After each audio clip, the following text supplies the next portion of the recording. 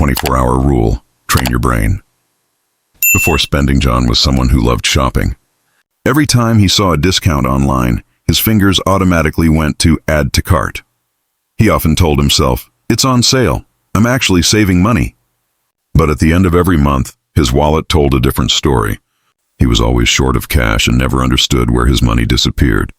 One day, while reading a money-saving blog, he found a simple but powerful idea: the 24-hour rule. The rule said, before buying anything that isn't necessary, wait for 24 hours. Don't say no, just delay the purchase. John decided to try it. The next time he wanted to buy a pair of new headphones, he added them to his wish list and waited. The first few hours were hard. His brain kept saying, "Buy it now. What if the sale ends?" But he stayed strong. After one day, he looked at the item again. Suddenly, it didn't feel that important anymore. He realized he already had working headphones. That moment changed everything for him. He started using the 24-hour rule for every non-essential purchase. Sometimes he even extended it to 48 hours. Week by week, his spending dropped and his savings grew. What surprised him most was how calm and confident he started to feel.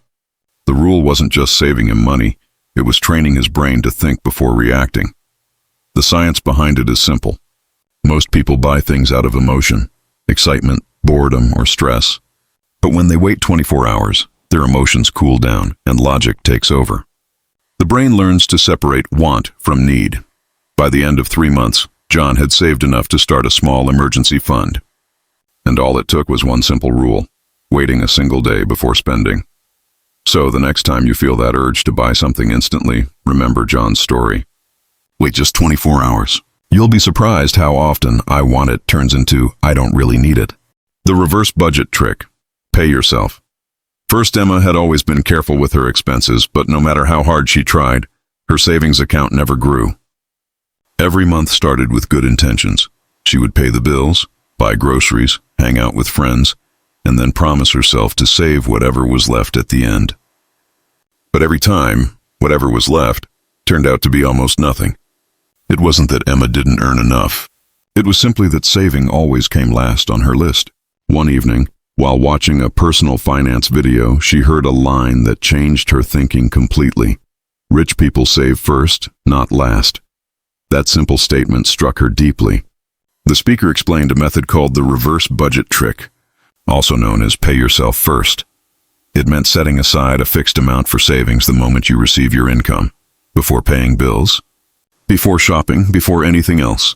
The idea sounded strange to Emma at first. How could she save before handling her expenses? But she decided to test it. The next time her salary came in, she opened her banking app and instantly transferred 15% of it to a separate account labeled Future Fund. She told herself that money was gone, off limits for spending. Then she managed the rest of her month with what remained. Surprisingly, she didn't struggle as much as she expected. In fact, she noticed that her spending habits automatically adjusted. She cooked at home more often, canceled random subscriptions she didn't use, and started saying no to unnecessary coffee runs. It was as if her brain adapted to the new limit without effort. As months passed, her savings began to grow faster than ever before. For the first time, she had a cushion, a sense of security that made her feel in control. The trick was working because it wasn't just about money, it was about mindset. By paying herself first, Emma was telling her brain that her future was just as important as her present. She was building a habit of discipline without even realizing it. The reverse budget trick didn't make her rich overnight, but it gave her something more powerful: consistency. It taught her that saving isn't what you do after living. It's what allows you to live better later. And that simple change turned Emma from a paycheck-to-paycheck dreamer into a confident saver. The 30-day challenge. Track. Every penny David was the kind of person who always wondered why his money disappeared so quickly. Every time his salary arrived, he promised himself that he would save more this month. But by the second week, his wallet seemed to get lighter, his bank balance dropped, and he couldn't remember where half of it went. It wasn't that David spent on big things, it was the small, everyday purchases that silently drained him. A coffee here, a snack there, an online game subscription, a random sale purchase. They didn't look dangerous alone, but together they created a hole in his pocket. One day his friend Olivia told him about something she had tried.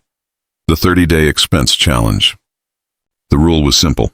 For 30 days, track every single rupee or dollar you spend. Write it down, no matter how small. At first, it sounded boring to David, but curiosity made him try it. The next morning, he started with a small notebook labeled Track Every Penny. Every time he spent money, he wrote it down, even if it was just a bottle of water or a parking fee. At the end of the first week, he looked at his notes and felt shocked.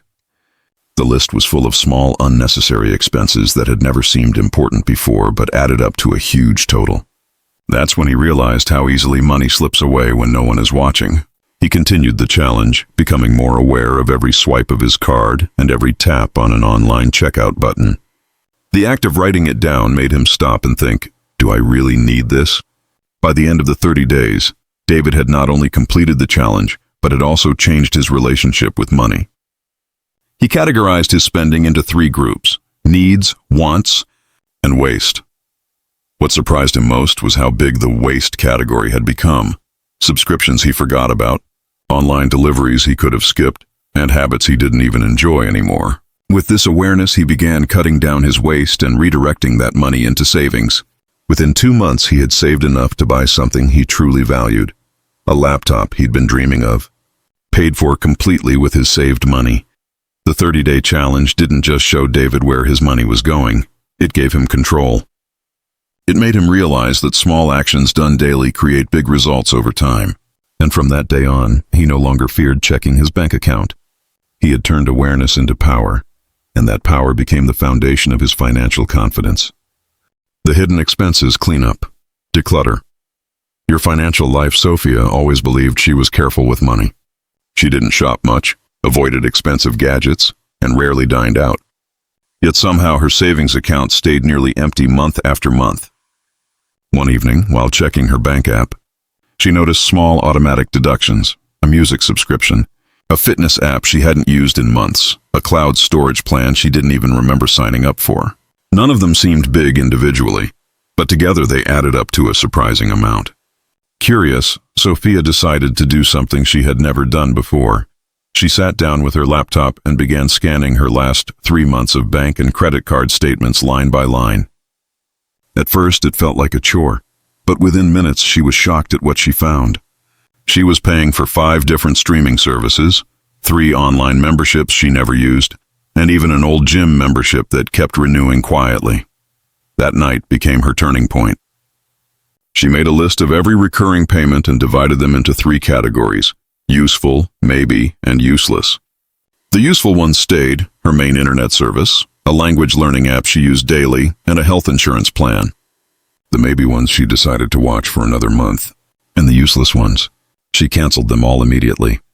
With every cancellation, she felt lighter, not just financially, but mentally.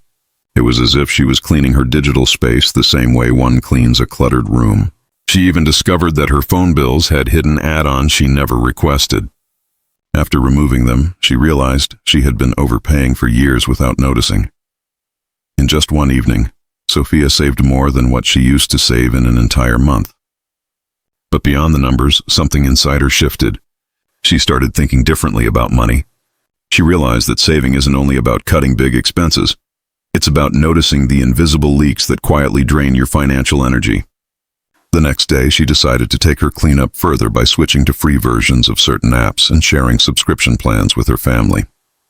The difference was amazing. Her bank account finally started growing, but even better, she felt a new sense of control over her life. The hidden expenses were gone, and what remained was clarity, confidence, and calm.